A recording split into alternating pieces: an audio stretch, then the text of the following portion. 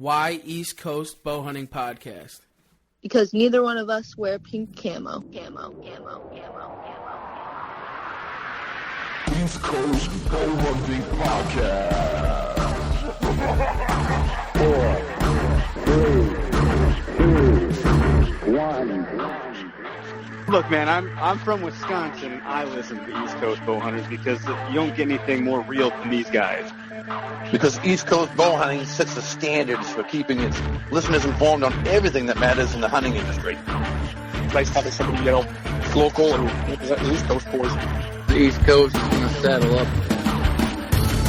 Number one source for slaying whitetails on the East Coast. Well, you might see Jesus if you actually do something, it'll get you into heaven. Why East Coast? Why not? I'm East Coast, baby. That's how we roll. Chew on that. Come on the show, a stranger, and you feel like one of the boys when you leave. Because I get my hunting camp anytime I want.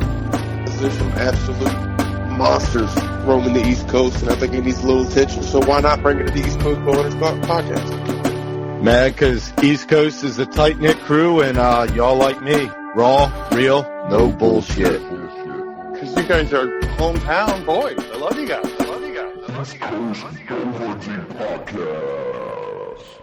This is Kurt Geyer with Working Class Bow Hunter, and East Coast Bow Hunting Podcast is the only hunting podcast I'll tune into.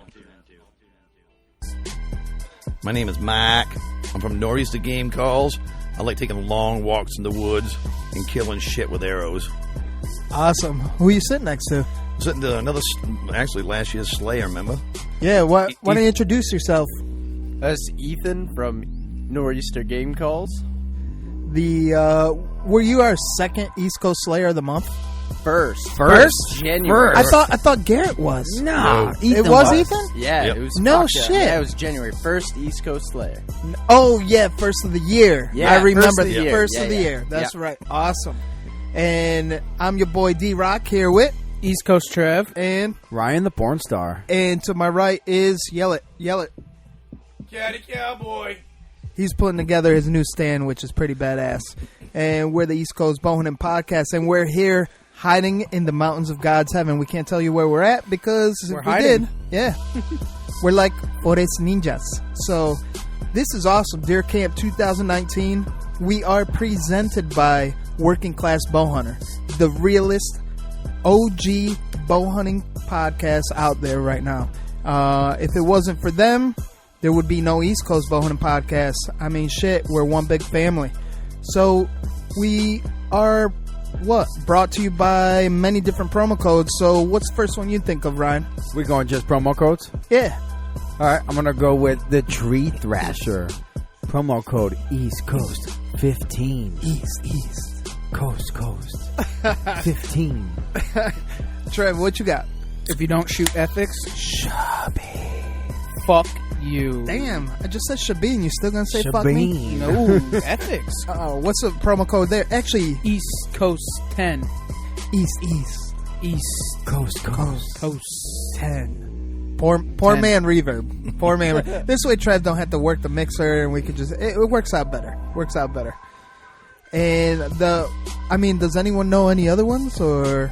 Yeah, we got Death Wish Coffee, the world's strongest coffee fueled by Deathcast, is their podcast hosted by the amazing Jeff, and he'll be coming around in November, coming on the show and talking coffee. Along with NASA and the first coffee in outer space, along with sponsoring our hooligan asses, and maybe a little bit of outdoor stuff and his perspective on hunting. So tune in. And that's promo code East Coast 10. I know we have another one out there. There's got to be. Gator Outdoors. Outfitting the working class. What's the promo code, Ryan? Ooh, did we go with ECB 10 on that, or did we change it? ECB 10. You got it. 10. EECC. B. Enough of that shit. It sounds stupid. So I know we have more promo codes out there, Trev. Yeah, there's one for Mark. Yeah. It's ECCB. ECCB? ECCB? No, you got it wrong. What is it, Mark? It's just ECB. ECB. That's and right. What does that get you? I think it get you all kinds of free shit. It's going to get you a free lanyard with any Evolution call that's purchased all the way till November 1st, a free Nor'easter Game Calls sticker, and if you decide to dump a little extra money on the website while you're there, maybe buy 2 calls, one for you and one for your buddy, I'm going to throw in a custom koozie, Nor'easter Game Calls koozie with the East Coast bow hunting logo on the bottom and with my logo. It's dope as fuck because it keeps my hand warm and my beer cold. Love it. What Shabin you drinking there, Ryan? Shabin. You got that smoothie shop, man. It looks like a Pilsner from here. I got the smoothie shop, man. Oh, it looks like it's a got Pilsner. the koozie on it. You can't see. It's got the koozie. Oh, yeah, that's right. That's right. Oh, man. So let's dip. Oh, wait. We have one last promo code, I think. ECB for working class bow hunters. Save you some. If you order any of their merch, use promo code ECB and save you some. If you want to use and run HHA Sports on your bow setup, your bow rig, use WCB15 and save you 15%. Also, they have a promo code on site. If you order anything over $50, you get free shipping. So look that up. Check them out at www.workingclassbowhunter.com. So let's dip right into it, man. I really want to start off with Nor'easter. Ethan. Yeah, what's up? Caught you on the spot. Yeah. Last year, that's going to happen a lot. Last year compared to this year, what stands out the most to you, man? Oh, man, you guys have really grown a lot. It's been a great time just listening to all your shows, learning a lot. I mean, there's a lot of information coming out there to you guys as far as tips and hunting tricks. It's been really, really great. It's been awesome listening to you guys. That's awesome, man. I appreciate that for sure. For sure, man. Especially that you listen to us, because I don't even listen to us anymore. Well, I mean, if I do, then I kind of huddle the boys up and be like, what were you going to say? Yeah, I mean, for me, so I drive all day long, so I can put you guys on my truck, and I just listen to episode after episode, and it's great. I mean, sometimes your episode will last me all day. Depends on how many stops I have to take, so it's really good. And it's for the guys that are starting out bow hunting or just hunting in general, all the way up to the experienced guys, that you can always learn something. There's a lot out there, and everybody has their own little tricks. Appreciate that, man. And even sometimes we throw a random curveball, which is kind of like out of the realm, you know? And like, what the fuck is this guest on the show for, you know? Yes, sometimes I'm like, I'm a little confused, but it's always turns out great. Nice. So for our listeners out there, this is Deercamp. You will hear music in the background because this is what we do. We crack beers when we're at camp again. We crack beers and we listen to music, and we just finished filling our bellies. And we're munching on Ethan's wife's beautiful, tasty cookies. Ooh, yeah, they're real good. Yeah, they are. Yeah. Pumpkin chocolate chip. Them fucking yeah, things over those here. are banging, man. And you know I've what? had like 10. They're perfect for podcasting because they're soft, so they don't make like the peanut noise or chips or something like that. You know what I mean? Yeah, absolutely. Do it right in the mic, Trev. Let's hear that. Don't pull up Mock's bag of candy here. The Twix and the Snickers. Exactly. Ruffling the wrapper, yeah. So, Mark, what stands out the most for Shabby? I guess I agree with Ethan. I think you guys have all grown some. I mean, Ethan said it best with the, looks like Trevor put on 20 pounds, and I probably put on 10. I actually lost weight because I got married. Yeah. No, I think we've lost 25. Thanks, asshole. No, you haven't. Get up and turn around. I'll find it for you. Yeah. It's the 2X. Fat ass. Oh, shit. It's the 2XL tall, Mark. It's 2XL tall. That's right. 2XL. He got taller. That's exactly what it was. Not rounder. He got taller. 2X tall. All right, so next topic. Oh, shit. No, it's been great. I mean, it's obviously, we can go back to the calls that we're making now. I mean, the evolution, it's really the evolution of my company, your company, you guys. Again, we've said it plenty of times. It kind of gets old, but it really, everything is evolving. And it's so much fun, from, again, koozies and calls and lanyards and, the cover scent that's coming out. I mean, everything that we're doing, it's a lot of fun, and it's pretty much all for the hunter. And it's been a lot of fun doing it. And again, speaking with everybody and getting everybody's input on these calls. And again, we've already been discussing another call that's going to be coming out soon. We're just kind of working on it now, and people have to stay tuned to your podcast to figure it out what it's going to be and when it's going to show up. So you got me on the edge of my seat. So for our listeners, because I'm sure they don't give a fuck about us, but we have maybe 300 listeners now, Trev? Something like that? I think it's like 279. I was just rounding off. But can you give a little sneak tip of what kind of wood we're going to be working with for the next call? I think we're going to go with like a leopard wood or a heavy burl. We're going to kind of pull back from the cactus and the resins a little bit. We still may use a resin, but I think we're going to try to get into the real burl wood and give somebody a really higher end call for this next call that's coming out. And they'll just, like I said, they'll have to stay tuned to see what line it's going to be and what animal we're going to kind of target with it. And it's going to be good for the deer hunters. We've kind of discussed it before in other podcasts that I think every deer hunter should have one in his pocket. Oh, yeah, for sure. Mark, is that real leopard? Not really. It's made out of course, the porn star. Is it real leopard wood? From Maine we say faux, but I think, or fox, but it's pronounced faux, I guess, faux wood. Oh, yeah. So not real leopard then? No. Fake leopard wood. Yeah. So, I mean, I guess to add to Mark, the other thing that we notice with you guys is anybody listening to you, they can relate to you guys like they've been your friend forever.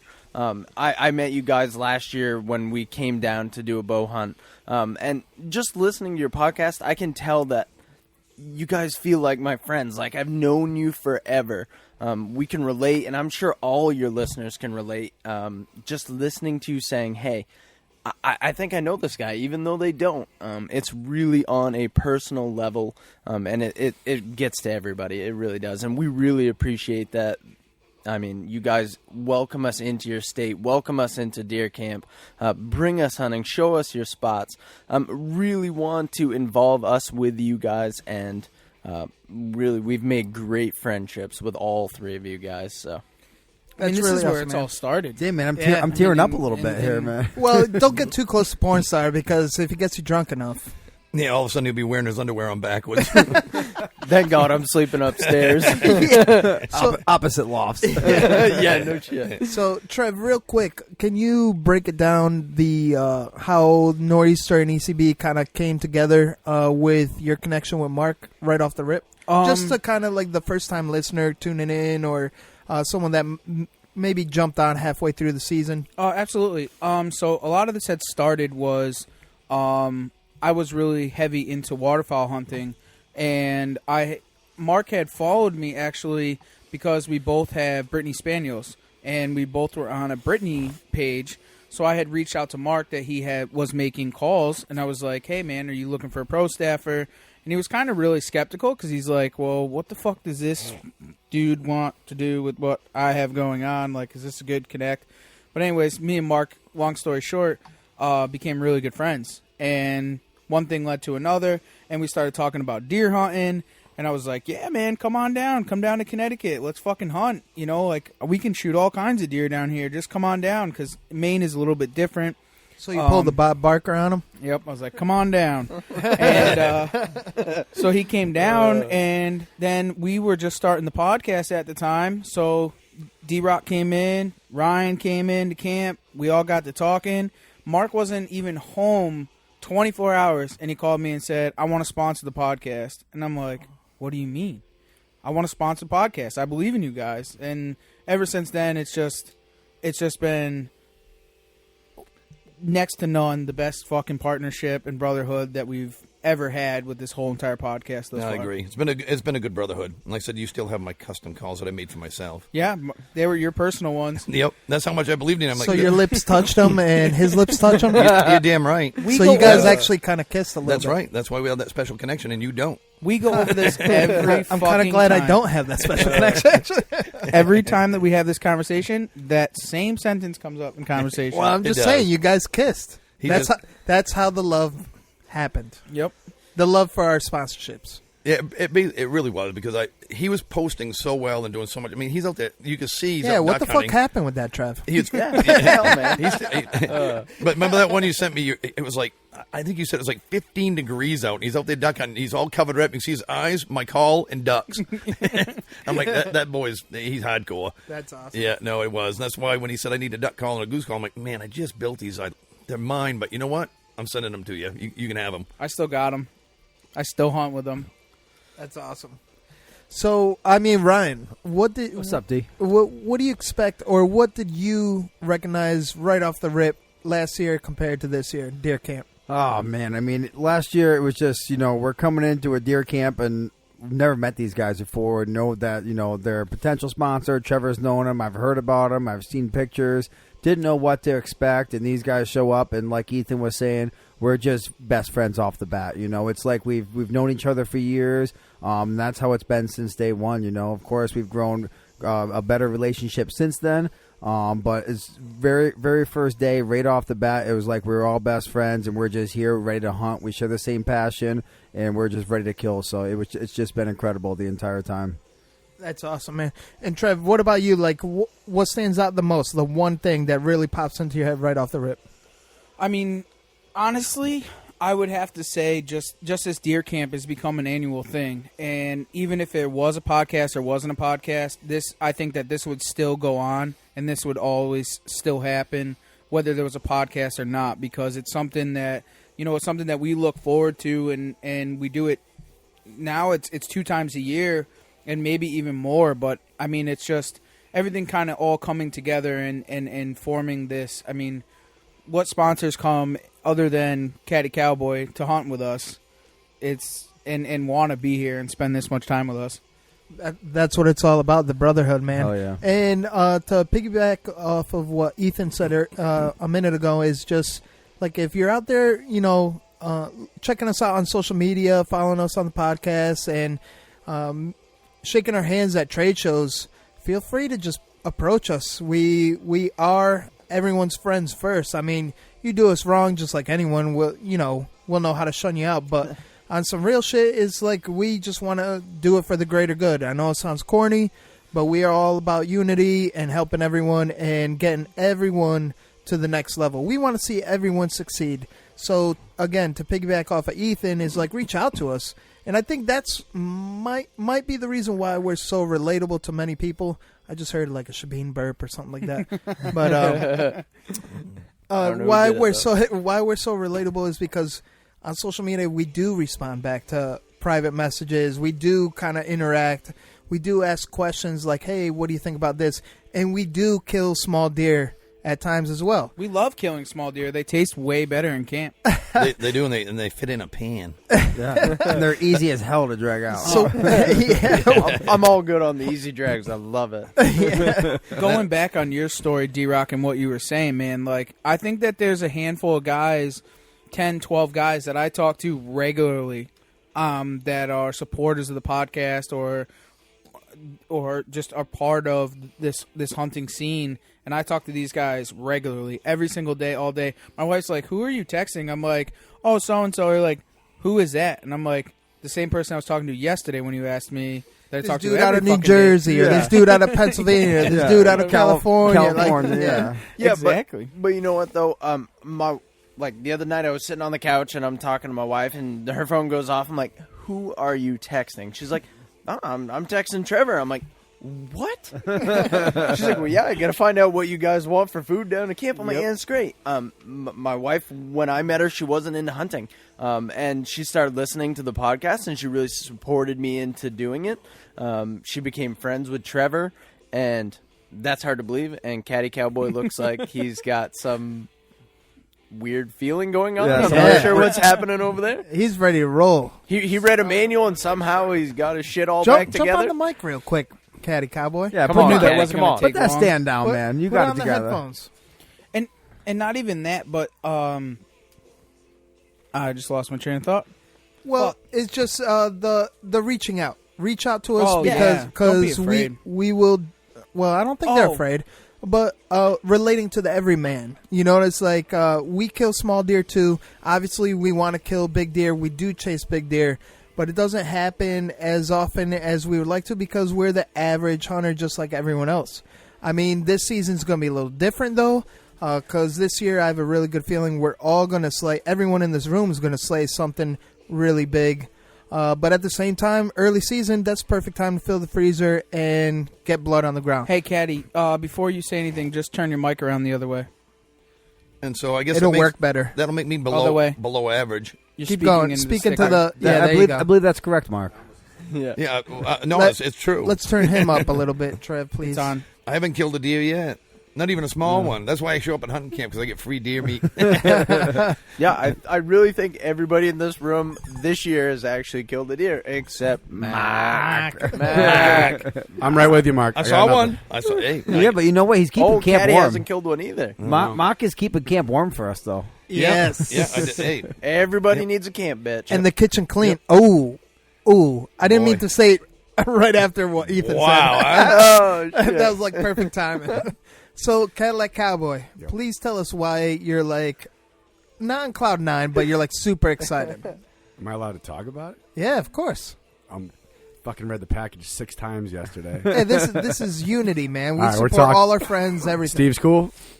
Everyone's cool. All right. Well, I'm crazy giddy because in a few weeks, most of us are heading up. Assassin's coming, and we're going to go visit a good buddy of mine, Steve Impey, up at Bow and Bridle. I don't think we're going to talk too much about it yet, but Well, first and foremost, what do you have to your left? Yeah, what were you doing this whole time that we were I'm trying to be Cody. You still got You're trying to be Cody. Cody who? The Quisto. Oh, okay. I'm trying, and I gotta only know work that out- name because of the show. You got to work out a lot more. Thanks. No, I'm just saying he's so ripped. I know. We're both working to get there. We're both getting better, yeah, right? I'm definitely. I got a long ways to go. You've been doing yours. I'm doing a little bit. But Yeah. no, I've been messing with this lone wolf stand, just trying to get it the right height, so it's going to match my pack tomorrow. Going to go. It came in the mail today. Nice. Pretty excited. Just literally unpacking it while these guys are It's doing dope the as intro. fuck, too, man. But hopefully me and Trev are going to go jump up in a tree doing tandem up in New York at Holding hands or I mean, frolicking, maybe. we'll have cameras, so Ryan can give us some direction. We'll try and keep it interesting if there aren't a lot of deer around. Oh, you're producing now. Right? Yeah, well, do you have the special handle? I mean, Trev brought this thing he called a fluid handle. The fluid handle. It's ribbed. What's I the don't one? know. Is What's it the one? supposed to be? What's the one you've got? fluid head. I don't know what it's for yet. He showed it to me. I'm nervous, but it looks very fancy. It looks fancy. All right. You guys gonna be in the same tree? Yeah, so we're gonna try and do some Nice. filming of each other, and I mean, we've seen a few pictures. Steve is very. Can you just add like a quick little no homo in between? Yeah. please? no. Who's gonna be running the fluid head? No, he wants I can, it. I can say it. No, he wants it to be homo. It'll make me feel a little more comfortable. No, we're all going up to New York to an incredible resort, and we're gonna hopefully get some footage of you and Assassin slaying some monsters. Deer that's slightly bigger than the one Ryan got yesterday. This morning. That was Excuse me. today. Excuse me. Actually- I thought it had more shrinkage than that. We haven't gotten there yet. So, Ryan, before we segue into that, because that's a perfect segue, actually, why don't you toss me a beer, please? I need a I'd love to. Shabin. What, you want a Shabin? Yeah. Give me the blueberry yum yum, the sour. Yeah, there you go. That's it. Ooh. Thank you, sir. Can I try Good one catch, of good those too? catch. Yeah. Pass me one of those. Do we Shaken have an extra nuts, dude. koozie kicking? Yeah, I was just saying, Yeah, Mark, I shake- don't get one shake of it, these please. koozies. Yeah, You're killing me here. Yeah, right there. One right there. Right on the table. That's all yours. There it goes. Well, I got a freshie. well, Caddy, I have a bunch of koozies Sour. in my truck, but I don't have my truck right now, so you're out of luck. That's because we're gonna get it taken care of for you, buddy. Don't worry about that. You'll be rolling one way or the other. You'll be rolling tomorrow. Keep going. Yeah, this is his trap, you know. He's like a vulture. He sees you break down. He's like, I have just the thing for you. I'll get you. I taken don't care fix your car. Oh, wait, he turned Mexican. I won't fix your cars. You're going to buy a new truck. of. I'm pretty sure that's what he said. Your truck is pretty much effed. I said fucked. Yeah. Okay, he said fucked. Yeah. That tranny fluid's not supposed to like coffee grinds. Oh shit! I thought that was a little death wish. In Does there. that tranny fluid identify with female fluid or male fluid? It looks like Death Wish. Oh, okay. So, Ryan, perfect segue. Yes. What happened this morning, Deercamp 2019? man? This morning, Deercamp 2019. Start from the beginning, though. Shit. Don't just cut right to Where the do you meat. want? Where do you want to start? Waking up. The fucking beginning. Waking up, man. Well, we no, Caddy's doing some weird shit over here too. But Oh shit! we showed up last night. Those are Pilates. Oh, Pilates, gotcha. So we showed up last night. Trev and I got here before everyone else. We opened up camp. Waited for D-Rock and the main boys to get here. Got everything going. Got a little fire ripping. Got all of our gear together. Got our plans of where we're heading in the morning. I think he said waking up was where you're supposed to start. Hey, That's man, all right. I'm That's all right. starting We're before that, listening. dude. We're I'm starting He before said that. at the I beginning. did say Trevor. that, though. At the beginning. Okay. The beginning of the day. Then we went to bed and woke up. So anyways, go ahead. So our alarms went off. There's alarms going everywhere. We each got an alarm. We're in a little camp here. Everyone's going off 4:30 in the morning. Finally get up. D-Rock spent about an hour and a half in the bathroom first thing this morning while we Yes, all he had to did. be there. You got to let things flow. You The got to let outhouse. things flow. The outhouse. So we get up. We all go to our different spots. D-Rock and I, we... Why don't you explain what's going on right now? Trev's touching me and moving my microphone away and stuff. Because you're really loud in the microphone. That's what the mixer's for, son. So anyways, no, go ahead. No, So D-Rock and I, we get in the truck together. We get in D-Rock's truck. Mine wouldn't start, of course. Thanks, Caddy Cowboy, for the truck. But yeah, it's probably dead right now as well. So we get in the truck together and we go out. And I go into a preset that I've had out here for a handful of weeks now since before opening day. I've hunted a couple times before. Haven't seen anything. Got some good stuff on camera. That's where Hightower came from. So I'm sitting there, waiting for some stuff to happen. And I'm on my phone a little bit. And I look up and I've just got, a doe off to my left. And Wait. Before even that, Yes. what before happened? Because you and I were really frustrated this morning, actually. Because we were probably, maybe 200 yards away from each other, maybe a little 300 more yards? than that. Yeah, about 300-400 yards away from each other. And what happened, before you started seeing, some action and stuff? Because, dude, that's frustrating. But don't get into too much detail. Yeah, just- no. So there's some logging roads around, and we had some activity where they're doing some clear cutting through the logging roads, and we all forget today's Friday. Dude, blasting down the fucking tote road. They're and fucking blasting, blare music going, blaring, and neither of us are too far from the tote road, so truck after truck after truck, and there's just music blaring. They're slowing down. They're taking their time down this logging road. So we're all texting each other like, "Oh, another truck," and I'm like, "Oh shit," my day's kind of done.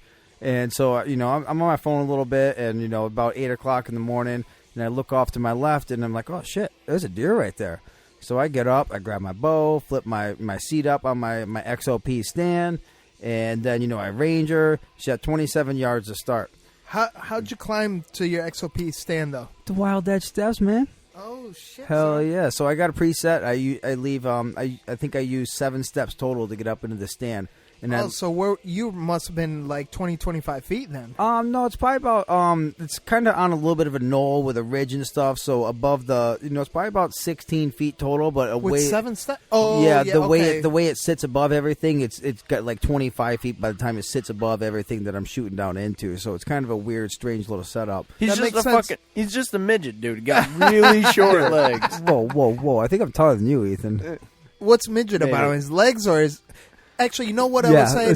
It's probably because you don't use any aiders or No, I don't. Yeah. So okay, that makes sense. Yeah, I do the monitor assassin. I do the pull up method on the first step where I get real high. I grab onto the top one as far as I can, and I'll kind of pull myself up onto the bottom one. So the first one is a little above belly button height. So 2 feet off the ground. Pretty much. Yeah, pretty much. So sorry to interrupt. Please continue. So I get my steps up in there, and as soon as I take a step off the logging road to go into the woods, here goes a deer. I use a green flashlight going in. I see a white tail, 10 feet away from me. It goes up, and this deer, since it was super quiet, it rained, it was super windy. This deer just kind of starts doing circles around me. Didn't really know what was going on. Knew something wasn't right, so I kept moving. I get my first step in, going into my precept. Here goes another one from the other side. Again, just kind of doing circles around me. Doesn't really know what's going on, but something's going on. And I'm like, shit, I just blew all deer out of this area. It's a bedding area. They just blew all out. So I'm hanging out there, and then the truck's coming down the logging road, and then I'm sitting on my phone a little bit, and I look up. There's a deer. Get everything ready. Ranger out 27 yards. I'm like, okay, 27 yards, not a bad. I can take that shot all day long, my ritual 33. And then as I put my rangefinder down, starts walking towards me a little bit. And started eating some weird little vine that has little tiny blueberries on it. Trev got some video on that, what they were. I'm still not sure what they were until, to this point.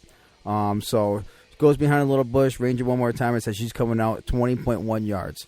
So came right out, put my pin up, my 20-yard pin directly on the shoulder, let it rip. Wasn't crazy confident in the shot. It looked like it was a little bit low. I don't run any lighted knocks at this point. or film gear to or double film check gear the at this shot. exactly. So I had nothing. It looked a little low. The deer took off. I watched it run away until it disappeared. And I texted everyone. I said, "Hey, I think I just shot at one. I think it's a little low. I'm not sure yet." So 15 minutes later or so, I get down, start looking for my arrow, and all I see is just my Sirius Orion arrow covered in blood. Just the brightest red blood you've ever seen. What kind of hardware on that? Oh, I'm running the Ethics components with the Zeus broadhead. I cut that Zeus loose hard, man. I mean, this was just a bright red blood. So I grabbed my arrow, checked it out. Trev hit me up. He's like, "Hey, you want me to come at you?" I'm like, come here in a little bit. Pulls up, and Trev starts kind of coming up the way that she ran. So I kind of yelled at Trev, I'm like, "Hey, she went that way. Go ahead. Careful where you're walking. Look for some blood." And all of a sudden, Trev looks to his left, looks to his right, and goes, "Oh yeah, deer's dead right here. She ran no more than 40 yards." You know what, Trev? You didn't even really feel like hunting this morning. I could tell. No, something. I don't know what's going. Because usually you're pumped, so I don't know if maybe the work caught up to you and you just needed some sleep or what. I don't know what, but please explain your version of Ryan's story leading into tonight. Oh, all right. No, this morning was I got into the ground blind. I just didn't feel it. It just wasn't there for me. Like, because the food plot, I thought that there was actually stuff in the food plot, but there totally wasn't stuff in the food plot. I didn't go in there and pre-scouted or whatever. So I actually was in the ground blind and noticed as the sun was coming up that there was nothing in the plot except for green grass.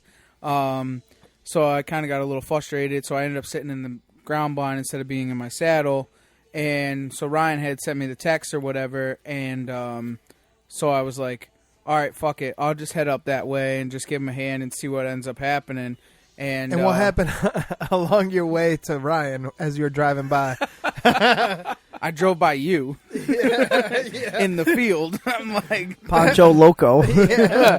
In the green and white poncho, Mexican poncho. Must have been cold.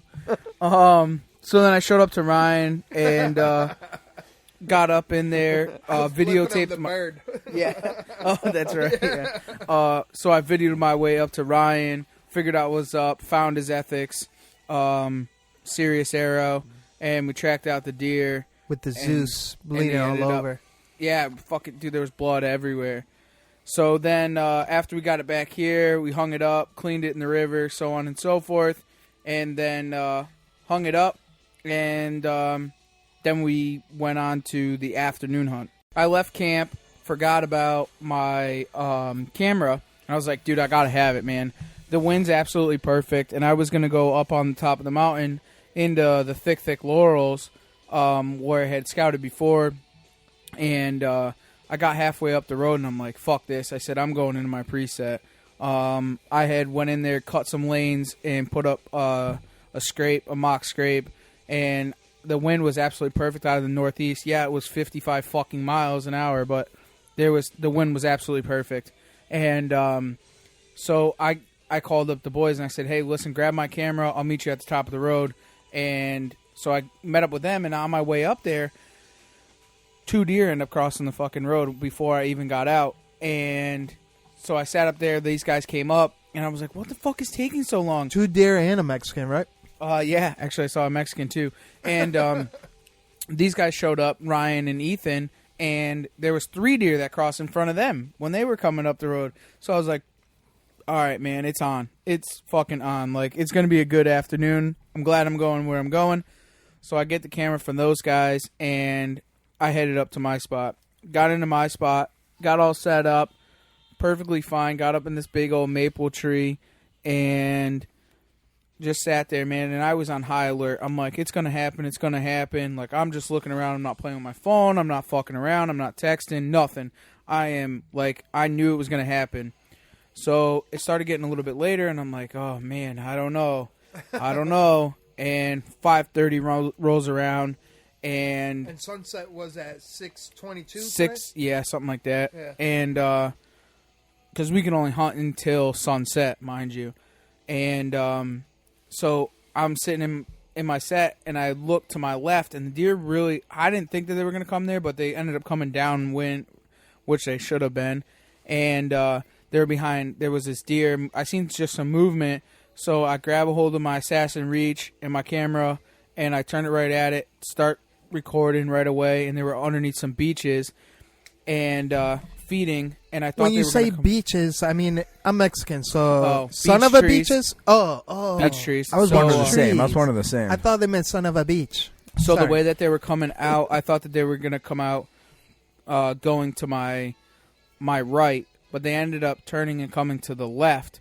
So she stepped out behind there, and I'm just filming, watching, and I'm like, you know what, fuck it, dude. I got one more doe tag. I'm gonna smoke this thing. So she steps out, and she's just feeding. She's just grazing, 27 yards. I'm just watching her. I'm like, all right, when she hits this next opening, she's going to be at 25. So I grabbed the hold of my bow, and I cut the fucking Zeus loose. And let me tell you something. I got it all on camera with the Luminoc. She buck kicked, and I watched her dump 15 yards away from where I shot her. I mean, I absolutely fucking hammered this deer. Probably one of my best shots ever, honestly. It was incredible. So I texted everyone just like, hey, listen, I just shot a deer. Actually, I sent them a preview of it through my LCD screen, and I didn't even say anything. And so don't use Android. Yeah. Oh, well, because Android to iPhone, yeah. Well, that's your problem. Really Everybody else, It's not our problem. No, well, even to yours. my Android, No. it was still a cruddy video. Thank you. Yeah. It was Thank shitty. you, Ryan. I don't know why. I have an Android too, and anytime you take a video and try to send it, it's really That's why I shitty. said Android. Didn't I send it to you through Messenger? Messenger's okay. better, yeah. Yeah, that's normally how I send it. But Quick little ninja I sent it tip to a there. couple people. I sent it to G, and I sent it to a couple of people. And Your grandma. No, definitely not. Gam. Well, I probably could have, but whenever. So I got down and I looked at the arrow and was completely fucking drenched. Didn't you post a picture of that? Yeah, I did actually. The picture is posted up on the on both social media pages for East Coast, and you could just see there's just fucking splatter of blood everywhere, and so mind you, and also Trev's bloopers. I forgot my fucking flashlight, so all I have is my cell phone camera. Thank God that I hit it the way that I did because I didn't really have to track far, and there's fucking blood everywhere. I mean, shoulder height from start to finish was fucking everywhere, and it was absolutely insane. And then Caddy Cowboy ended up showing up, coming back from work to meet us at camp, so I had him meet up with me, and yeah. I won't tell you how I got the deer out of the woods, but we'll just leave it at that. Can we hear Because it you or guys no? don't even know this. I do. So I do. There's a tote road in there, and I have my wife's SUV, and so I just It's twisted funny in. he said he wasn't going to say, but well, anyways. We gotta hear it. Yeah. We gotta So hear I it. twisted in the tow hook that goes into the rear for towing it. It's got like the eye bolt or whatever, and so I twisted that in, and I took a rope and I tied it to the deer and I dragged it out to the next road. So that Caddy Cowboy, because we had taken the tarp out of the back, and there would be the fourth deer that's been in the back of that car. But I forgot the tarp here at camp, so I called up Caddy Boy and told him to meet me at the local road. And yeah, So you didn't could lug bring it out on your back like Ryan did. No, We I'm got that way on- smarter than We that. got that on camera though, and it was Yeah. good. Yeah, I mean, afterwards it looked like you come out of a Chainsaw Massacre. Yeah. But I'm pretty sure you said, I'm going to go in here, I'm going to hunt, I'm not killing anything but Bone. a buck. Nothing but a buck. And we're like, oh, okay, that's cool. Well- and then none of us show up to help you. Well, yeah, I know nobody did. I and- offered. We call that shit a penalty drag. Yeah, well, this was the thing. So I started videotaping it, and I'm like, this is just way too picture perfect. And then my body just kind of took over, and then the thing ended up having a hole in it. I don't really know. Next what thing you happened. know, your Magical. arrow's already gone. Yeah, but what's I just see cool green. on that video, you can hear that arrow actually whack that deer. It does. It sounds like somebody spanking a mosquito on a bare leg. That's a good analogy right there. It is. Yeah. So, Ethan, what's your goal for this weekend? Obviously, get blood on the ground, but like a little more than that. There's got to be a more specific goal for you this year round. So I mean, on this piece of property that we're hunting, obviously, this is only my second year hunting it. It's a very large piece of property, and we're really learning it. So tonight, I sat in a different spot than I did this morning. I probably went about 3/4 of a mile from the pickup truck by foot, just trying to learn where these deer are coming and going from. And tonight I didn't see anything, and that's fine, but you're just learning this piece. There's a lot of deer, and you just got to find out where they're coming and going from, and you just don't know. I mean, my tactics are different coming from up in Maine down to Connecticut. For us, we call you guys flatlanders. I know I've said this before in other episodes, it's really not. Where I hunt up at my house, it's flat. I don't climb any hills. I don't go up any mountains. I don't have mountain laurels. Here, I feel like I've been smoking 2 packs of cigarettes a day, and I don't smoke at all, and it's really, really tough. I give you guys a lot of credit. It's definitely a different type of hunting. But for me, like I said, I just want to learn the piece.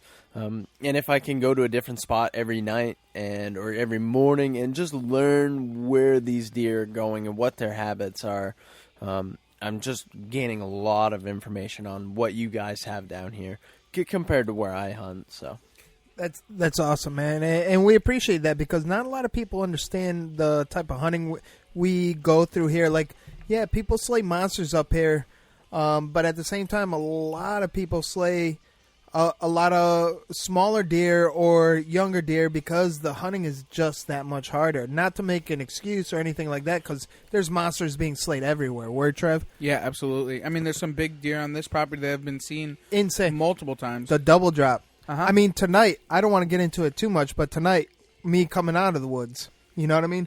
But what I want to get to right now is, Mark, your goals for this year. Specifically. I still have to go to the closest stands because I'm really I have FFP. What's that? Fat fucking pig. So, I knew it wasn't anything good that I was going to be said. No. I'm like, you're really going to ask him that? You're not even fat though. So, but I like it. I like it. No, I'm husky. So, but no, I just going to the different stands and stuff, and still trying to learn those different stands. It seems like I don't know. I get kind of scatterbrained after I tell everybody, find your stand, find the one that looks good, and stick to it. If you put your time in, it will pay off, and that's how it's always worked for me up home. But down here, I'm like a little kid in a candy store. I'm like, ooh, I'm going to go over here. Yo, Ryan, bear me, please. And then I'll do the old, ooh, I want to go over here. And tonight, I went to a different stand, and I kind of wish I hadn't have, because there isn't much sign over where I went tonight, and I saw that small deer this morning. I should have stayed where I originally went and see if I could catch something cutting back through there. Shabeam. But I mean, the thing is, you don't know. I mean, like I was talking to D-Rock earlier about, you could go in that stand in the morning, you could hunt it, see absolutely nothing. You could go in that stand in the evening, see absolutely nothing. Or you could walk by because you went to a different place at night and there's a deer or a buck or whatever it may be in front of your stand. It doesn't. There's no rhymed reason for deer. Yes, they're creatures of habit, but they don't always do the same thing every night or every morning. And saying, "Oh, I should have been in that stand." Well, okay, you could have been in that stand. They could have been where you were going to go. There's just no way of knowing. No, there isn't. That's why I like going to the same stand repeatedly and just kind of put my time in there and try to smash it. Now, Mock, let me ask you this: so you've hunted the same stand 2 years in a row. What has happened to you in that same stand? This is a really good question. Actually, I climb up it and I get comfortable. And last year to this year, though. Last year to this year. Details. Last year was get to see a nice deer. Shabeam. And this morning I get to see a little runt come up over the knoll, little crotch horn, and of course he was behind me. So when I spun around to get ready, the bow hanger that's been in the tree since 1932. That can't be removed or moved. It was 34. It could have been 34. 36. But, yeah, the bow hanger was completely in my way, so I ducked to the other side of the tree to get ready in case he came out, and he didn't, so I went back to the other side of the tree, and he was gone. He ghosted me. Now, what happened last year in that stand, though? I don't remember. Oh, okay. Oh, you do. You had to make an emergency trip over to Andover Archery, didn't you? Yeah, I did. Yeah. And I think if I remember right, he just ordered a Evolution series. Yeah, that was his son from D&M Custom Arrows. Yeah. Gary. Yeah, Gary Hall. What did he go with? What did he go with? An Evolution series call. Oh, okay. It was like just as And we're I almost- trying to get ready to come down here. It's like I almost felt bad. I'm we'll like, get I ought it to to just, I ought to just drag this along instead of putting it in the post office. We're going to beat the call down there. Save myself $7.50. But no, he did. He bought an evolution call, which is fantastic. That's awesome. But yeah, no, last year it was my first year hunting with a bow since 1990, and yeah, I put the rail down, as everybody knows, and pushed the cam of the bow into the rail on a monster buck and dropped the arrow on the ground rather than launching it, because one cam turned and the other one didn't. But it did really discombobulate the bow, and that was. Again, you guys just knowing us, this is the first time Trevor and I have really seen each other. We've talked for hours on the phone, but he's going to take care of Mike because his bow is completely discombobulated. I didn't know you couldn't put it back together. And it's a freaking bow. Don't you wrap your leg around it and put the string back on it? Yeah. And 1990. And I mean, he's freaking out on the phone going, dude, you cannot put that back together. It's got to go to a bow shop. I'm like, what? I mean, this isn't your Martin Warthog little... Yeah, a little single cam. Yeah, dual rollers. Yeah, no cams at all. I had no idea. So, yeah, it was basically rush as fast as we could, and he stayed open for us, which was awesome. Yeah, I'm honestly going back on from season to season.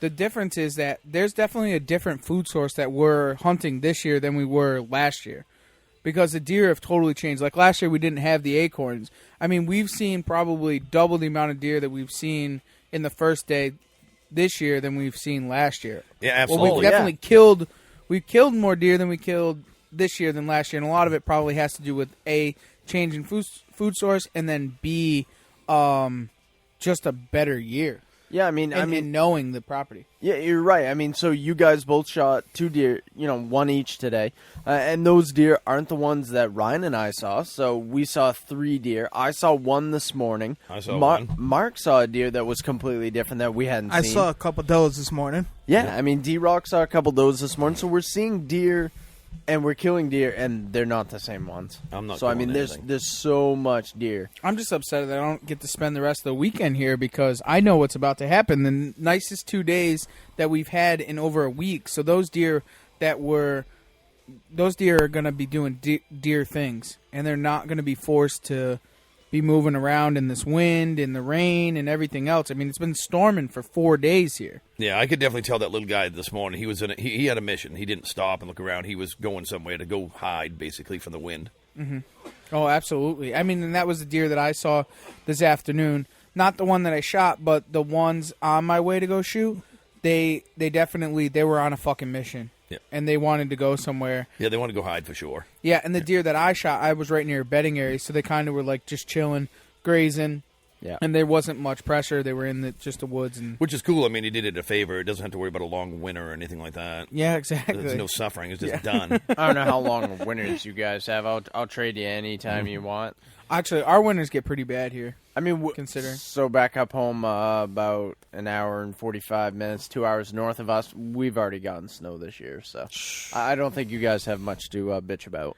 Actually, I have a few questions for you, Ethan. But before we get to that, I want to know what Cadillac Cowboys' goals are for this year, because you got a little taste of the glory last year, and now you're actually full-fledged involved, and you're here. You have your new stand. You're ready to roll, ready to rock. Are you talking about a Deercamp goal or a seasonal goal? Deercamp, just Deercamp. This for me is kind of actually like a no pressure situation. You guys have created a fucking monster with me when it comes to everything from the hunter's site to the guys that you guys interview who give me a perspective. A simple one is a couple weeks ago. You guys were talking to Cody and the guys about how a game camera only shows you what's in front of the game camera. And I'm listening to your episode, and I'm going through my pictures at the house, and I'm on my food plot, which we've got a ton of video of. We've got a bunch of stuff that you guys are going to post of how we developed it, what it is, and all that. So I'm not going to describe it, but... Shabeen. We were marking... It is Halloween, right? Fishing term. We were marking these bucks all in the early season in velvet up in the food plot area, and I was getting excited. Me and Trevor talking all the time, and I'm like, man, look at this. This guy, it's not a monster. It's not a 150, but for around here, it's a really good 8-point deer, 3-4 years old, huge body, decent rack. And I'm like, all right, that's my shooter for the year. And then all of a sudden, I'm listening to that episode with you guys and Cody, and I'm going, I haven't seen them in a week. And on opening day, I'm super pissed, and I haven't told the story yet, but opening day, I used Hunter's Sight, knew exactly which of my stands I thought was the best opportunity. I thought I was going to see him by 7:30, and at 7:45, I actually texted Trev, and I'm just like, yeah, it's okay. I didn't see him today, no big deal, but I'm going to sit till 8:30. 8:15, I'm doing what idiots do, and I'm on my phone, and I've got my alarms turned off, I've got my ringer turned off. I'm like, I'm good, and I pop up on Instagram, and I'm just scrolling, and I look up, and it's 8:15, and there is the deer that I have embarrassingly named Rudolph. Because I asked my wife what she thought I should name the best deer on the property, and she just said fucking Rudolph. So Rudolph is standing 18 yards in front of me, just behind a leafy branch, and I'm just like, game on. If he takes 2 steps forward, he's right in my shooting lane at 20. I'm ready to go. And I try to click my phone off, and it's a buddy of ours, Sanborn, who's got a video of a burnout, and I click it, and my media is on, and the burnout just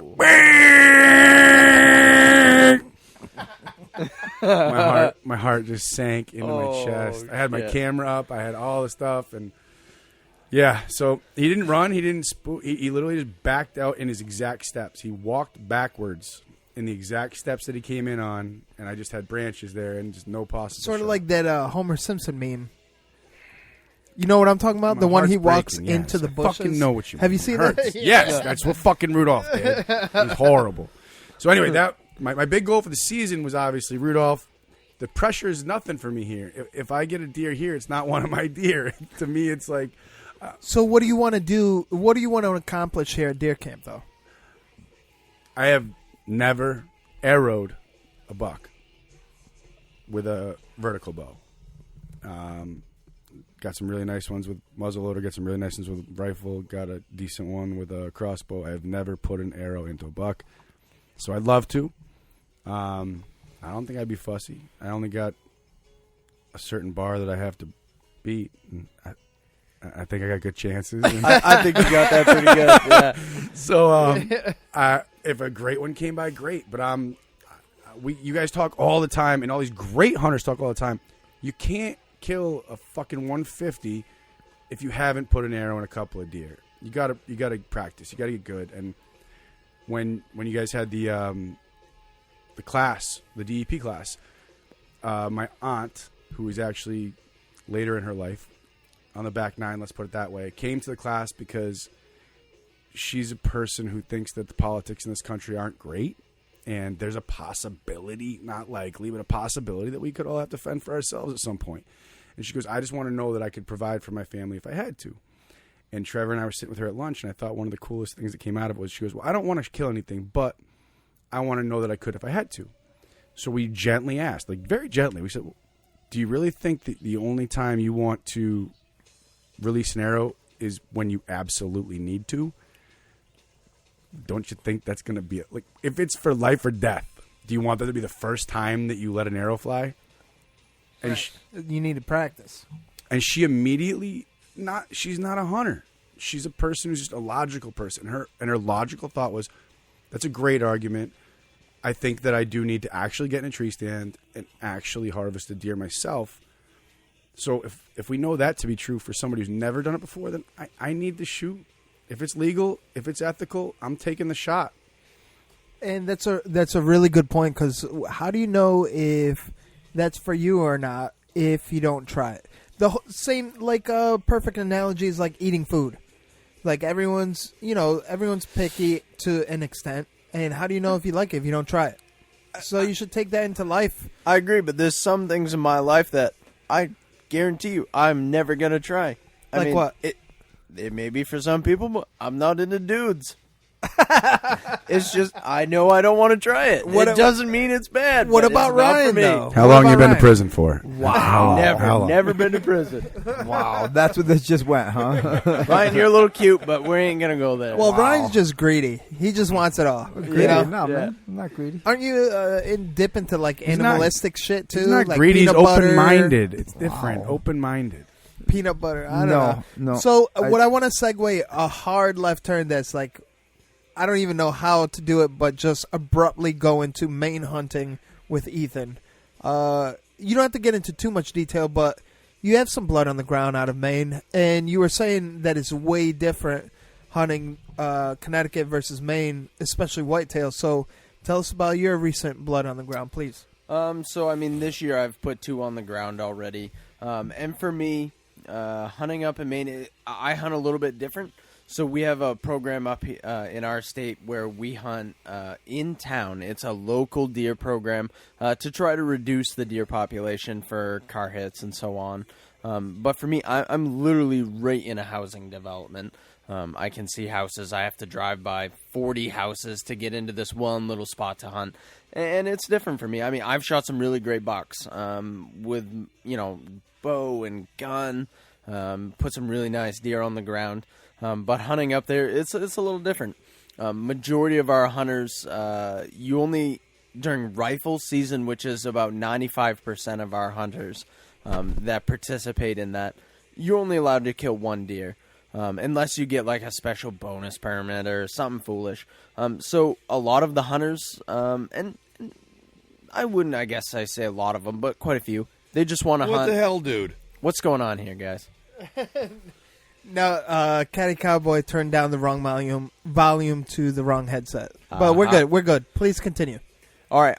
So I mean, up in Maine, we're pretty much allowed to kill 1 deer. So a lot of people, they want to hold out for a decent deer to be able to supply for their family and so on and so forth, or whatever their means are.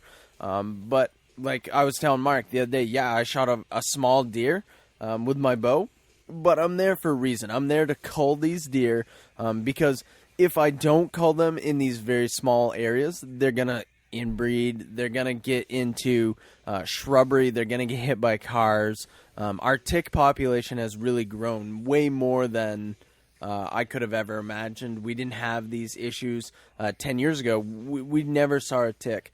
And now I can't walk behind my house literally on my mowed lawn without getting one. So we're just trying to reduce the population. And like Mark says, geez, why would you shoot that? Well, it's different. I buy my tags. My tags are $12 each, and I just want to kill every single one that comes by me.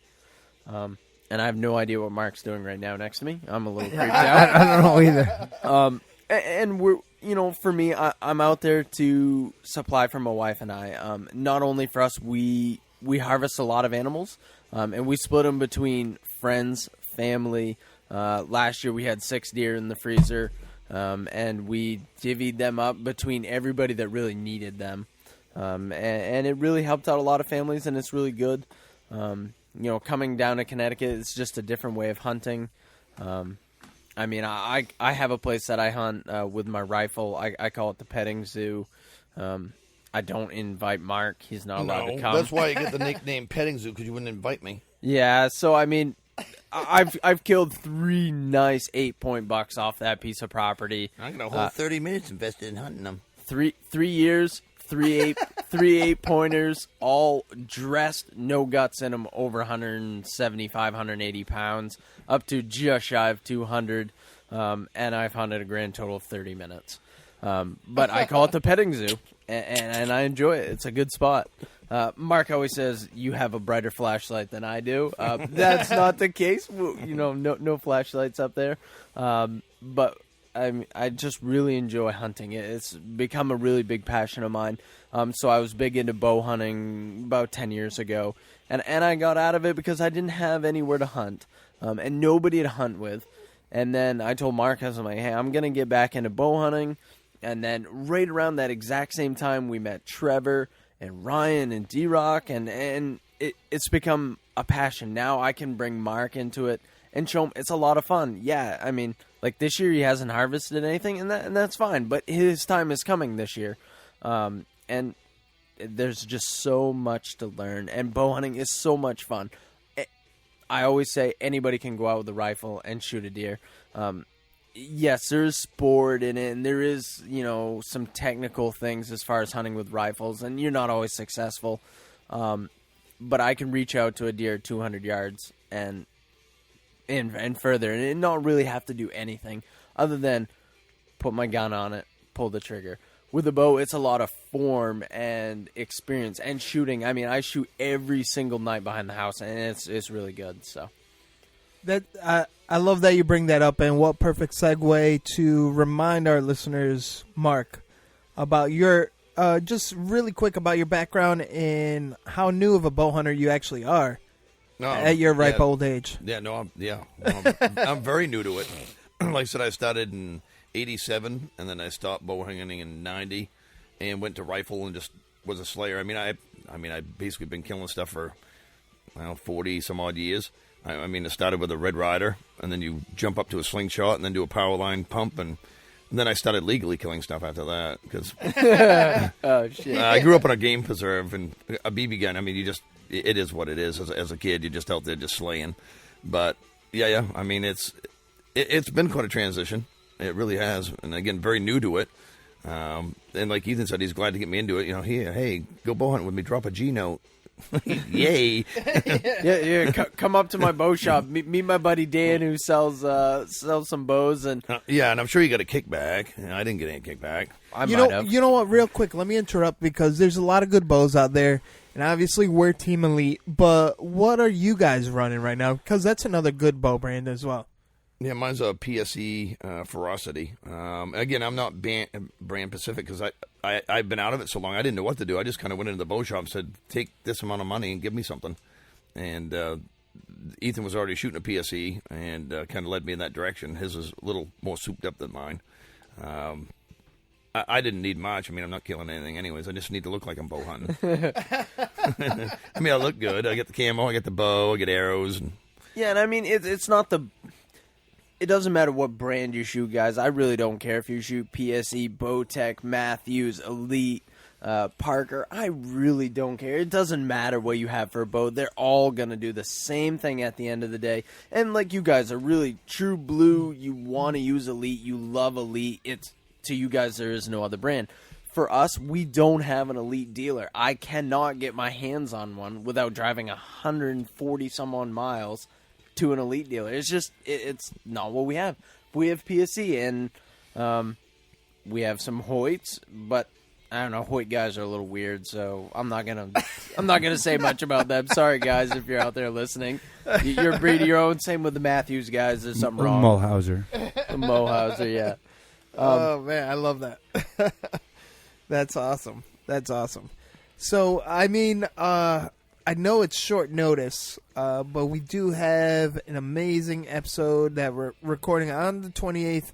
I think we'll release on the 29th or the 30th of this month. If you guys can make it down, I know that's asking too much because I know you'll be back in November, but if you can make it down to Shabine Brewing on the 28th, we are going to have the outdoor group, specifically Elite Archery, in-house recording in front of a live audience at Shabine Brewing. That'd be cool. I could probably talk them into giving me a bow. I mean, I am a slayer, dude. I mean, they would probably want to sponsor me. I mean, that thing would look pristine at the end of the season. Hold on. More importantly, you look amazing in a bikini. Yeah. Who, me? The bow. Or the bow. Yeah. But the bow, right? Wait a minute. Yeah. Guys, so going back over to porn star Ryan, so he's shooting Elite, what are you shooting? Elite 33? Ritual 33. Ritual correct, 33. Yeah. So you got this bow this year. Yes. And what happened? I mean, we already went over what happened today, but I'm pretty sure you did something special with that bow today. Got first blood with the bow, man. First blood with first the bow. blood. Honored the ritual, man. It felt fucking good. Nothing's better than getting first blood on your bow. There dude, really is. It felt so freaking good, man. Everything just felt right. I don't get it. I mean, why don't we just keep rubbing this in? I mean, sorry. Do you want to rub it, Mark? I'm going to take my bow and just go jam it in the chest cavity of that thing. I'm just going to rub it out. Whoa. Did it tingle a little, Ryan? Oh, yeah. I got a little teepee going on. Yeah. Oh, I wasn't Not talking right about now, that. but I meant before. your fingertips because it was a little cold outside. Well, everything did. It no, was a little cold. I It did was. adrenaline pumping. It was a small deer, but I don't care who you are. If you're not getting your adrenaline pumping when you're shooting at a deer, you got a deer in your sights, then you're doing it for the wrong reasons. But I was amped up. I was shaking. I was ready to rock. My adrenaline was pumping, and it was awesome. I said the same thing. I mean, I've shot some monster deer, and that little deer this morning, my heart's pumping. Yeah. And I mean, not to change subjects too far, but like you're saying, a smaller deer, and I was telling Ethan, we've had this discussion a couple of times, that me being a rifle hunter pretty much all my life, going for just massive racks and big-bodied deer, get the 200-pounder, which, I've managed to do over the years. But, him getting me into bow hunting, and we're getting into expanded archery, and, he'll text me, got another one. I'm like, Jesus. He's like, oh, this one's just a small one. The hard part for me is, like I was talking to him about it, is shooting a small doe or this year's deer. I have such a hard time with that because all my life I've been conditioned to, it's a 200-yard shot, 100-yard shot, shoot that monster buck, and always going that route. And it's been a hard transition for me to realize whatever comes out in front of you, it's actually, the state is asking you to do that for a reason. Because if you're not going to start culling these animals, they're going to start starving, interbreeding's going to happen, more pieballs are going to show up. More disease. Yeah, more disease, disease, yeah. exactly. The deer are going to Absolutely. start getting dumber. And because, I mean, really, in the wild kingdom, Martin it needs is. a dumb deer. Yeah, well, I do.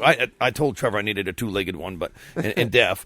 But I mean, it's true. I mean, in the wild kingdom, only the strongest are supposed to survive. And obviously in real life, it doesn't work that way. That's why we have certain state programs. It's almost like the deer went liberal as well. There's so Exactly. many now. It's like we have to help them out. Trev, did you hear that word? Liberal. Yeah, exactly. Liberal. So real quick, actually, Mark, in Maine, you guys don't talk about racks. You talk about body size, right?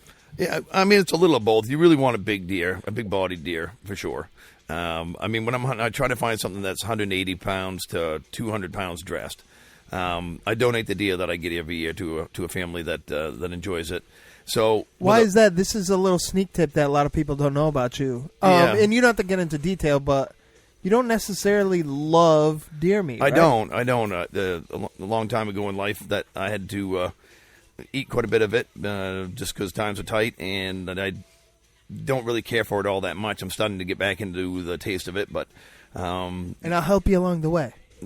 what's that? I'll help you along the Oh, way. absolutely. I mean, the deer meat tonight was fantastic. It was great. It was great. And It's again, my pleasure. It really is. Yeah, I mean, it was good. But this family has 7 kids, and now the family has gone to the point where I've told them over the years, let's try and help yourselves out as well.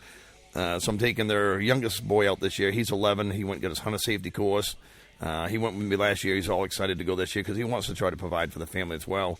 The 2 daughters have their bow licenses. They come down here to Connecticut now to hunt for deer.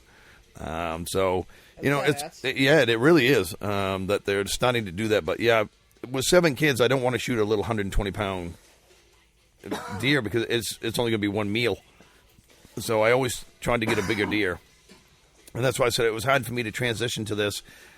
Shoot a doe or a small doe. But like I said, the state is depending on you to do it. And that's why you have unlimited doe tags because there's an issue.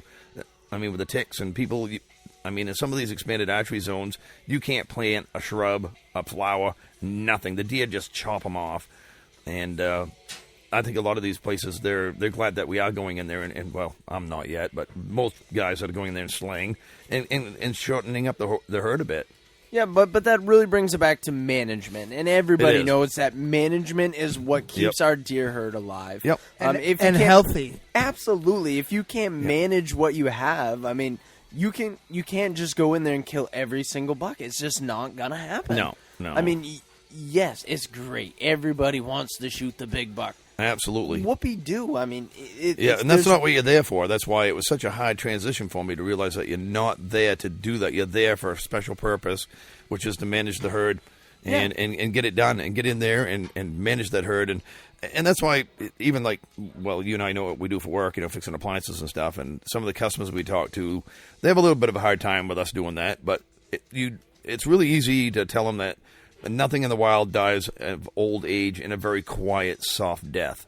It's nature, and it's rugged, and it's It's vicious. They're a wild animal. It's all wild. And we're doing everything. It's basically instantaneous. So it's definitely a better way to go. Oh, without a doubt, without a doubt. Actually, Trev, you've been hunting whitetail for a long time. How many whitetail have you gotten in one season? Because I know me, it's only been a short while. It's my third season. The most I ever got in one season was 7. What about you? Like, you know, and don't be bashful. I don't really. Because didn't you go track in zones 11 and 12 one year? Ooh, my nice spots. I don't know.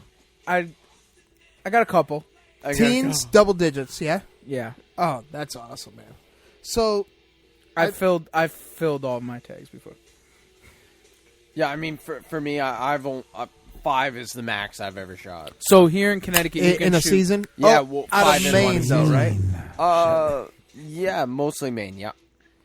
Yeah. See, here you can shoot 16 in a regular season. 16 deer. That's without zones 11 and 12. So, would you say you have a good ninja tip for Connecticut? Ninja tip. Yeah, we haven't heard a ninja tip from you in a very long time. I think when we were in single digits. I want to hear everyone's ninja tip tonight, actually. Ninja tip. Ninja tip of the day. What do you got, Trev? Just the tip, Trev. For Connecticut only. For Connecticut For deer. Connecticut only? Yeah. Because, I mean, it's not easy hunting. Topographical maps are your best friend. Ooh, really do. And who do you go to? No, that's a really good one. I'm going to go with you on that. No way. And who would Dude, you don't leave the camp yard. That's what I'm saying. I hang out with you guys. That's why I'm saying. Holy. I just follow Trevor, and then he goes, go over there. Tell us why, Trev. And who do we need to contact with the topical maps? Because I was impressed. Oh, Salter. Yeah. For sure. But topographical maps become your friend, especially here in Connecticut, because there is a lot of mountain ranges. And the reason I was thinking of it is more or less your thermals, and then, like, just knowing where the deer are going to be in a constant time, like where your transition areas are, where the saddles are. Some good pinch points in there. Yep, the pinch points are definitely that's more or less what I use it for, to find your transition and your pinch points, more or less. I'm glad you bring that up. The reason I wanted you to go first is because what I text you this afternoon with thermals, topos, I'm like, we got into our state. I was in a rush. You know, I had to, being working class, shout out working class bow hunter, I need to run an hour and 20 minutes away back home, bang out a couple jobs at work, and then come back to Deercamp. And that's where we kind of transitioned back into camp. And I'm like, dude, I'm going to go to the top of the mountain. But later in the afternoon, just before you shot your deer, I was like, what'd I say, Trev? You screwed yourself. Yeah, playing my cards ass backwards. And I just wanted to really, because I haven't talked much tonight, because I really enjoyed listening to everyone here tonight, because it's really nice to get the different perspectives, different skill level sets. I really, really want Mark to get something first light tomorrow. I was hoping that he was going to get something this evening. No, I predicted it different. Yeah, hold on. You didn't predict me of getting a deer, so that didn't. Hold on. So the prediction was Ryan was going to draw first blood. This was last night when we first got into camp. Yeah. Ryan was going to get first blood. Then he said, wait a minute, Ethan or Trevor is going to get second blood. It's still on track. Trevor got second blood. Yep. And I'm sitting in my tree stand tonight, and my phone goes off. I'm like, son of a bitch. I'm like, it's either Catty Cowboy or it's one of the boys. I look down, I'm like, damn it was not me tonight. I did not draw the blood. Trevor won the toss-up. See, man, I don't know. I was really feeling it, but what I'm feeling for tomorrow is first blood from Mark. That'd be cool. First blood from Mark, but at the same time, short to follow is going to be Ethan, and Caddy Cowboy is going to get in the afternoon. I know you want it in the morning, Caddy Cowboy, but I really feel the afternoon. We're going to get him slamming. Be a lot better for my marriage if I got it in the morning. Oh, yeah. I know. Me, myself. They call them priorities, my friend. Yeah. I'll be hunting in the afternoon. I'll stop with that. I hear that. I hear that all the time from my wife. I almost got divorced on Deer Hunter podcast. Yeah, it's that P word, right? Yeah, priorities. Yeah, priorities, Deercamp. Exactly. Just so you guys maybe that's why I'm divorced. Maybe. It could be. I don't know. My wife told me don't come home unless you have something. So see the skill to this? That's a maybe good marriage. I'll just be down here. She didn't mean herpes. Yeah, how about and I don't think she meant that my truck broke down either. Yeah, how about a new truck? You're going to come home with a new truck. Get back home. yeah, that's actually interesting. That, you're getting back home no matter what. Scranton Motors, you're going to go home with a new Scranton Motors truck. I told Caddy, it's just given. You just sign here, sign there, and you're going home with a new truck. That's it. I don't. You couple signatures, man. But anybody who's associated with this podcast, you get through. One of the boys to me. If you guys ever have a problem, if you ever broke down, your shit ain't working, I can't help Fords. But nobody can help. If you need help, let me know. That's what D-Rock's for. I'm there. What you guys called? You guys called me at 9:00 this morning, and at 11:00 you had I called a you at brand 10 new o'clock truck last night. sitting at your deer camp, and your truck was in the shop. That truck is sick. The Yeah, AT4. that's a sick truck. The AT4. I'm like, damn it. I was hoping he was going to drop him off a little soul. I had to drop off the truck I was driving. Yeah. You just had to drop off the best one you had. I'm like, son of a I'm not going to drive the Pinto, kid. Shit, yeah. So to reel us back in, what I was trying to get at is just the playing the cards wrong. Only because, this property is a little different. It is something of a gem for sure. It's how many acres? 700. Yeah. Roughly 700. Yeah. Just 700 over a square. Yeah. Square mile. Yeah. I just love driving in. square. How you feel like I don't even know how to get here. I've been here twice. I know. Still, there's no way I could get here again. No, you're in no the way. middle of for Connecticut. You're in the middle of I don't know where. No one knows how to get here. Wait a minute. We call this God's country here. It is. It is. Hiding in the mountains, God's heaven. So, this morning I hang a set only because I went in with Ryan the porn star, and I just saw a ton of sign. I'm like, you know what? I'm going to hang a set here. And then he told the story, the early morning. It was just a shit show. He actually ended up getting something, which is awesome. I saw nothing but like hikers and dogs and fucking. It's like, what the fuck? Probably because you stuck out with your damn green ass poncho. Poncho loco. Well, that's when it you got look cold. like a turd in a punch bowl, my friend. Yeah, man. Yeah, exactly. Well, I mean, most wetbacks do. Can you say wetbacks on our show? Of course you can, because I'm Mexican. So, what I'm getting at though is, this afternoon I'm jumping in and I'm like, yo, I'm going to the top of the mountain, right? And I even texted you like, yo, I'm in the thick of it. This is the bedding. But I started thinking to myself, I'm like, you know what? I just played this shit ass backwards because I'm like, especially with thermals and conditions and wind, like the wind was crazy, so you can't even predict wind today. Yeah, Mexican in the only tree in the middle of a field. Makes a lot of sense. No. Well, and that's not that bad. That's actually and a green poncho. Dude, I'm telling you, I'm just proving the fact that deer don't look up, for one. For two, they only see certain colors, so all you need is breakup. I mean, a perfect example is Cody DeQuistle. What's he rocking? Flannels, just fucking brown pants. That's old school. That's old school. I hunted old school for a long time. Just a checkered plaid red jacket. Well, when shit gets a little hairy, get your migrating Mexican camo out. To this way you could get the chili out of your situation. Get that pun? Yeah, that works. Yeah, migrating Mexican, get the chili out of your situation. Get it? Yeah. No? No, so what I'm getting at is I was up in the Mountain Laurels and bedding in the afternoon. I was like, Jesus Christ, this is ass backwards. I texted Trev, and on my way out, I sat in the field edge in the morning on top of the mountain in the afternoon, and on my way out, I ended up shining this huge 8-pointer up to 20 yards. Not shining them on purpose. I'm using my flashlight to walk out.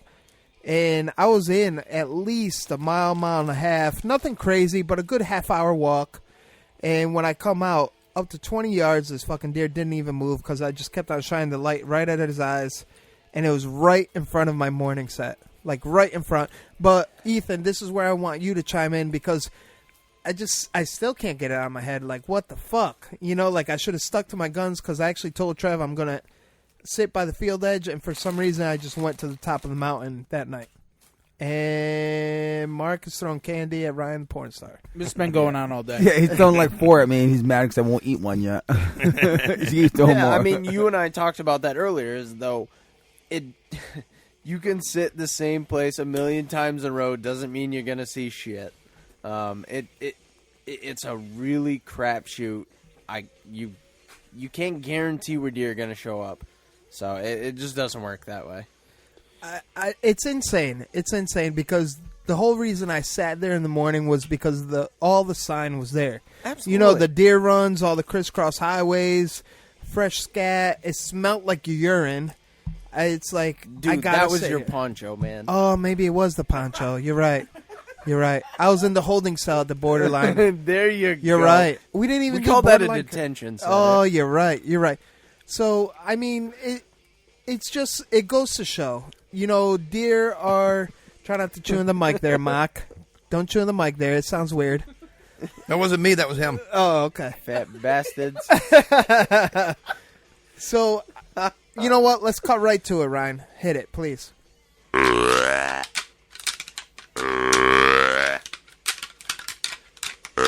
So, I know what rattles my antlers. That's the ECB Evo Grunt Series grunt call out of Nor'easter Game Calls. This is the Blood Series 1.0. Is that the first one? It is. Ooh, that hold on. sounds good. I got a quick story, guys. So I lost my... Oh, this was good. This was good. Get into that. I got a please. badass video of that, actually. Yeah, I'll Ryan, post that. Ryan, bear me. So last year I was up here in Connecticut hunting. It was about October. It was sometime in October. I went up into a tree. I saw a nice 8-pointer. You're a He good busted quarterback, me. yo. Ooh, Thanks, Doc. I got a little experience. Beam. And when I got down out of that stand that night after I got busted by that 8-pointer, I got back to the truck. We hunted the next morning. Never really thought about it. Drove all the way home and was like, damn, I lost my call. I lost my grunt call. Brand new. Literally brand spanking new the day I came down. Fresh off the shop.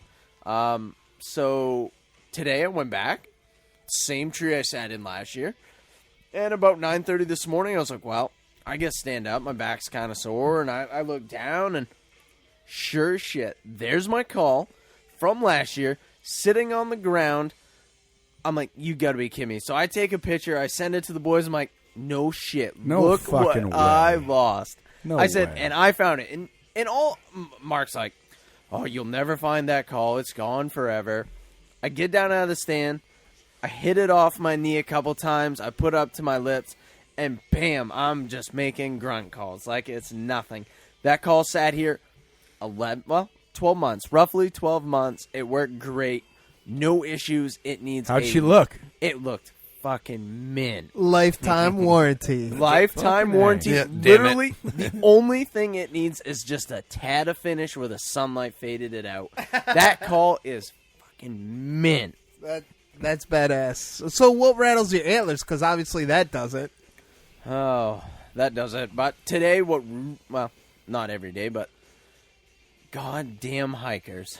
I fucking The hate son them of sometimes. a bitches and their dogs walking by you, and they don't even see you. They're so oblivious to Not what's even with the going green on. poncho, they don't even see you. I don't know about that. I mean, I was in full camo, but I mean, literally, I watched this guy walk by me 3 times, and it's like, okay, you've been on the same trail 3 fucking times. It's the same thing. Go somewhere else. I didn't see shit. That's legitimate. Mark, what do you got for what rattles your antlers?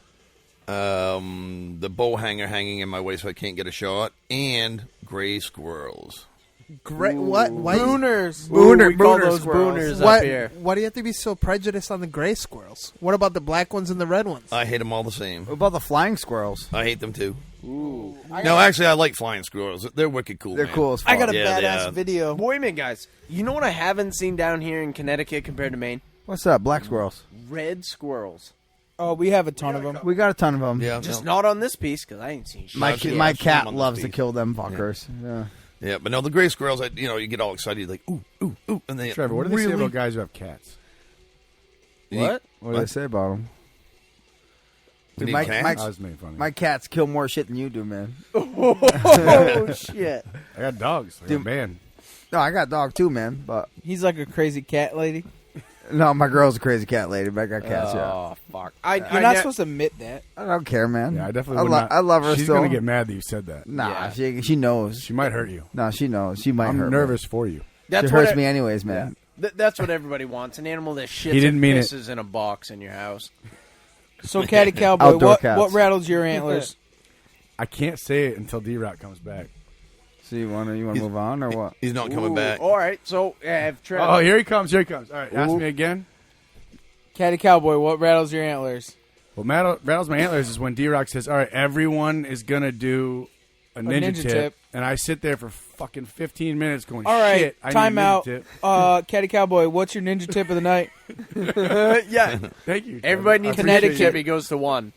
All right. I'm not a great hunter by any means. Being surrounded by the people that this podcast and actually some great relationships I have brought me around a lot of great hunters. So my ninja tip is surround yourself with people that are way better hunters than you. Exactly. That's why I said I like deer meat, so that's why I hang out with these guys. Right. And but I think, and I don't mean just whitetail. I'm very, very lucky, and we've gotten into a little bit, but my family's professional hunters in Africa. I'm not a great hunter, but I've had a chance to do some amazing hunts. And whenever I'm doubting myself, I can text you guys. I can text Garrett. I can reach out to people. Modern Assassin. Fuck you, but I still appreciate what you tell me. Knowing who to talk to because we get twisted in our own heads. And that was another same episode about the game cameras only seeing what's in front of them. You get in your own head. You got to have somebody that's going to level you out and stop thinking about every piece of equipment you have and every piece of intelligence you have and just fucking hunt. Or how much it weighs. It's like, suck it up, Buttercup. Dude, I have the heaviest fucking rigs. Jesus Christ. I bring everything with me. Like, everyone talks about weight. It's like, fuck the weight. Just fucking buck up and get to your spot. And nobody knows everything. It's impossible. I don't care who you are. You're not the know-it-all. Trev does. Yeah, definitely. That's why I always reach out to him when I don't know what to do. That's why he's got a little gold on his headphones now. That's it. Because he knows. My It's ninja a good tip conductor. is no one. I don't even think the smartest hunters in the world don't reach out to their smart friends and ask for help. You think so? I think so. I mean, you think Well, Uncle Ted reaches out to a couple dudes and asks some things every now and then? I know one hunter that's not going to reach out to anybody because he knows everything. But we'll want to just say leave his that name there. so bad right now. Wait a minute. Is that Pistol Pete? No. Is that Pistol Pete? Yes, it is. Yes, it is. Oh, Let me say it. Oh, Dude. shit. It is Pistol Pete. Leave it, That's leave going it. way back. Leave it. Whoa, that's going to... What was episode last was year. that? That was last year. Wait a minute. That's Deercamp 1.0. That's pre-episode. 2018. Yeah, what episode was that? Pistol Pete. 16, 15? We didn't do a podcast from Deercamp last year. Not from Deercamp, because but that's when Pistol Pete showed up. Shit, you're right. Pistol Pete, if you're Pistol listening, I really apologize. Pistol motherfucking Pete. You forgot about him, didn't All you? the game Dude, and that no guy. shame. I did forget about him. Oh, shit. He was here in front of us. Hey, actually, as a matter of fact, before we start to close this out with Round of Positivity, how did the boys, which will remain nameless, how did the boys like the game calls and the horns? Oh man. Oh yeah, Ooh, they yeah, I were like they them. were very happy. Yeah, Yep. did They they were eat very some of your upset. chili? Because that No, was amazing, no, man. No. I'm about to have more chili, man. And I've been trying to crowbar this in the whole time, but Mark, you're here. It's Northeast You're Game here, Carp. you're queer, and you got to stand clear. And my name's Mark. He interrupted Wicked me. fucking Mark. Mark. But on the previous episode, you guys, Trevor was talking. You guys were talking about the DEP class. The fact that the Connecticut bow hunting instructor, the head bow hunting instructor of Connecticut, blew on your call, had no idea about your company. Did he order one yet? And I think I actually talked to you about it. Real bad. Yep. He's also a knife manufacturer. Yep. And you saw his work, he's seen your work. The fact that he picked up your call, knew nothing about you, knew nothing about your company, blew on it, and I know him pretty well, and Marcus, I hope you don't get mad at me saying this. He's exposed to the top of the line of everything. I mean, the guy from Connecticut Shotgun to the circles he runs. He's connected. He's a very connected person. Our last episode, actually, Mark Mulhauser. Yeah. Go ahead. Continue. I'm just saying that the guy knows his shit. He's seen some very, very, very high-end equipment, and he blew on your call and said, "What, Trev?" I don't know. In the episode. Sorry. He went a little too deep the first time. He just really loved how it looked. He was like, Jesus Christ, I got to put my mouth on it. On the episode, you guys said he said it was the best grunt call he'd ever heard in his entire life. Wow, that's awesome. And when I heard that in the episode, to me, I'm like, holy shit. Like, I don't think that there's anybody that's picked up the grunt call and doesn't like it. So we I think talked Trev about, did one time. You guys talk about how pretty they are and how custom they are and all that stuff, but they work. I'm None of not them. an expert. Which but the call, people then? that are say it's the best fucking call there is. Oh, okay. Yeah, I do. I'll agree that a lot of people I've gotten the feedback from a lot of people that have gotten them, even some that don't have a clue. They've never had a grunt call before. You talk about it, say jewelry though. To It me, is. as a listener, and I listen more than I'm with you guys. It sounds like, oh, hey, it's a beautiful fucking call. It doesn't mean it's the best sounding call, but the other side of it, it's also the best sounding call. It is. Yeah, I've always said that it sounds better than it looks, and it is a piece of jewelry. And I want to say we really appreciate that coming from you, Caddy. I mean, that really means a lot to us. We may not present that enough to you guys, but you guys do really support us in making our company better. It works out really well. I mean, I just do the CNC. There we go.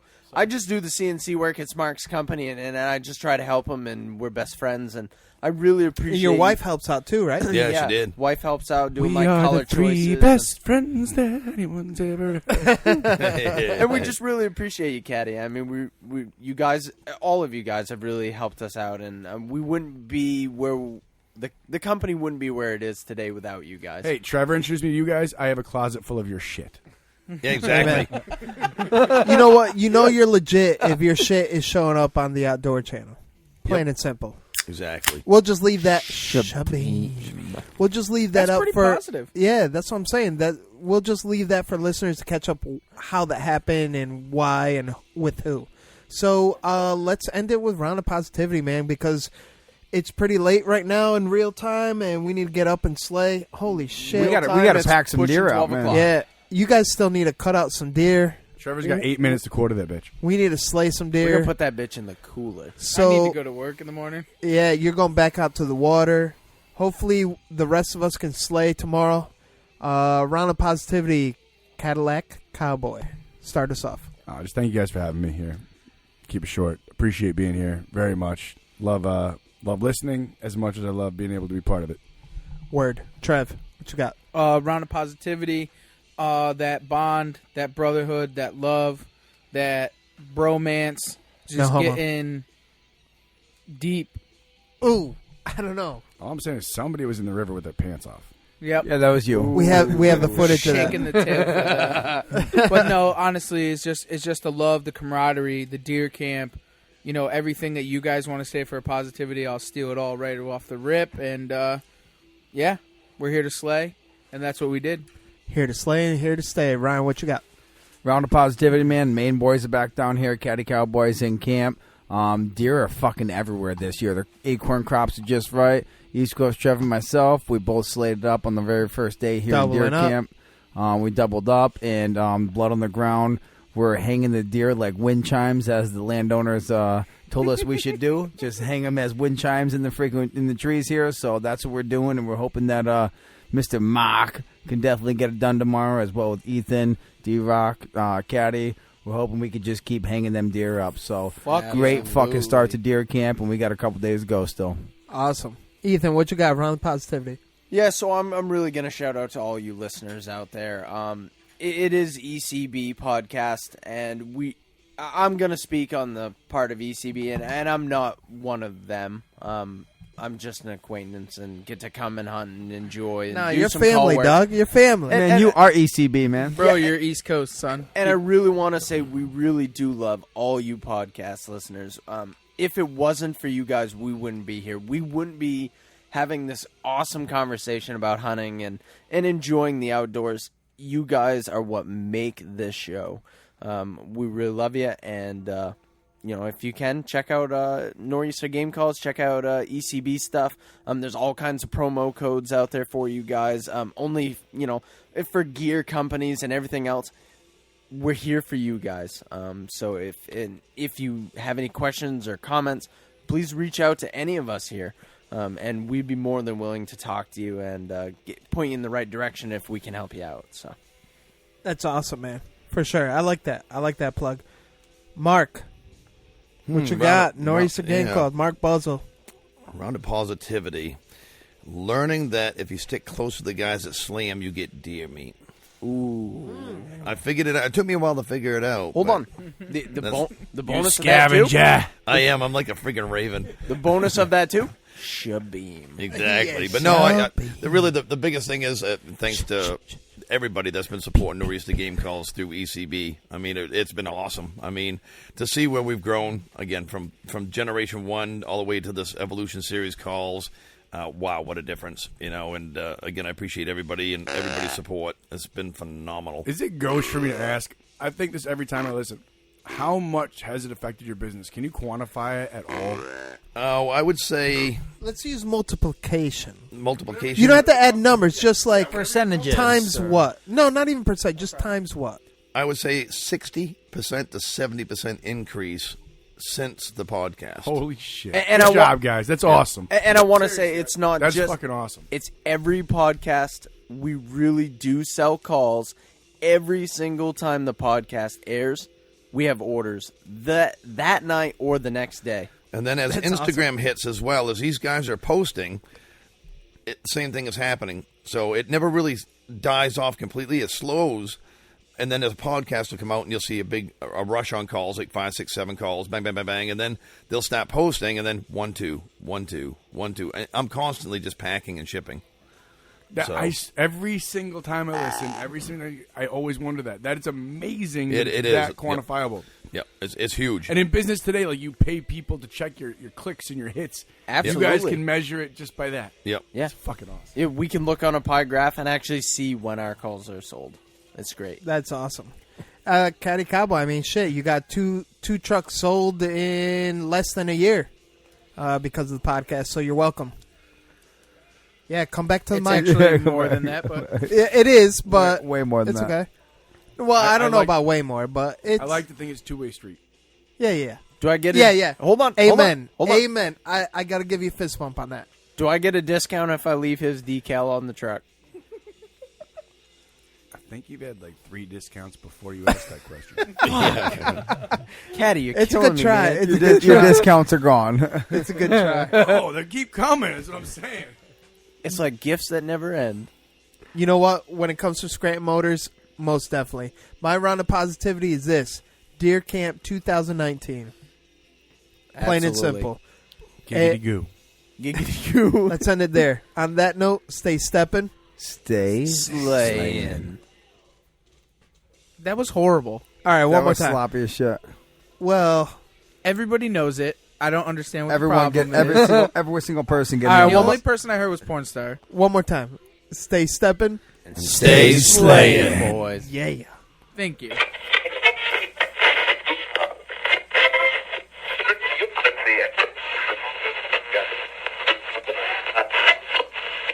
I've never had money eyes, and I'll never kill a Boone and Crockett.